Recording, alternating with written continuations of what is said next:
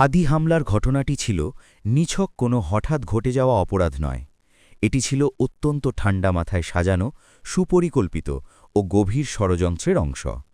তদন্তে উঠে আসা তথ্যগুলো শুনলে যে কারো গা শিউড়ে উঠবে। এই হামলার পেছনে শুধু একজন হামলাকারী নয়, বরং পুরো একটি সংগঠিত নেটওয়ার্ক কাজ করেছে, যাদের মধ্যে ছিল পরিকল্পনাকারী, সহযোগী, এমনকি প্রয়োজনে দ্রুত পালিয়ে যাবার জন্য প্রস্তুত থাকা রেস্কিউ টিম।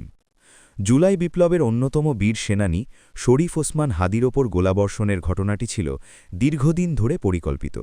গোয়েন্দা সূত্রে জানায়, হাদির প্রাণনাশের ছক কাটা হয়েছিল উচ্চ পর্যায়ে বসে। এটি কোনো আবেগের বশে করা কাজ নয়, বরং রাজনৈতিক প্রতিহিংসা ও উদ্দেশ্যপ্রণোদিত নাশকতার অংশ বলেই তদন্তে উঠে এসেছে। এই ঘটনার সঙ্গে যার নাম আততায়ী হিসেবে উঠে এসেছে, তিনি নিষিদ্ধ ঘোষিত সংগঠন ছাত্রলীগের নেতা ফয়সাল করিম মাসুদ। অপরাধ জগতে তিনি দাউদ বিন ফয়সাল নামেই বেশি পরিচিত। গোয়েন্দা তথ্যে জানা গেছে, হামলার দিন তিনি প্রযুক্তির নজর এড়াতে ইচ্ছাকৃতভাবে নিজের মোবাইল ফোন ব্যবহার করেননি। শুধু তাই নয়, হামলার বহু আগেই নিজের ফেসবুক অ্যাকাউন্ট ডিঅ্যাক্টিভেট করে দেন, যেন কোনো ডিজিটাল ট্রেল না থাকে। এই পরিকল্পনার ভয়াবহতা এখানেই শেষ নয়।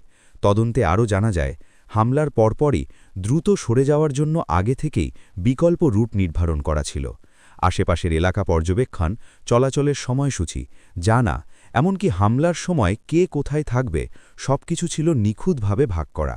অর্থাৎ এটি ছিল একটি ঠান্ডা মাথায় সাজানো অপারেশন, যেখানে প্রতিটি ধাপ আগে থেকেই নির্ধারিত। এই ঘটনাটি আমাদের সামনে আবারও প্রশ্ন তুলে দেয়, দেশের নিরাপত্তা ব্যবস্থা কতটা প্রস্তুত? নিষিদ্ধ সংগঠনের সদস্যরা কিভাবে এখনও এমন নৃশংস পরিকল্পনা বাস্তবায়নের সাহস পায়? হাদির ওপর হামলা কোনো ব্যক্তির ওপর হামলা নয়, এটি একটি আদর্শ, একটি আন্দোলন এবং সাহসী কণ্ঠরোধের চেষ্টা। তদন্ত যত এগোচ্ছে, ততই স্পষ্ট হচ্ছে, এর পেছনে আরও গভীর চক্র লুকিয়ে আছে, যাদের চিহ্নিত করা ও বিচারের আওতায় আনা এখন সময়ের দাবি।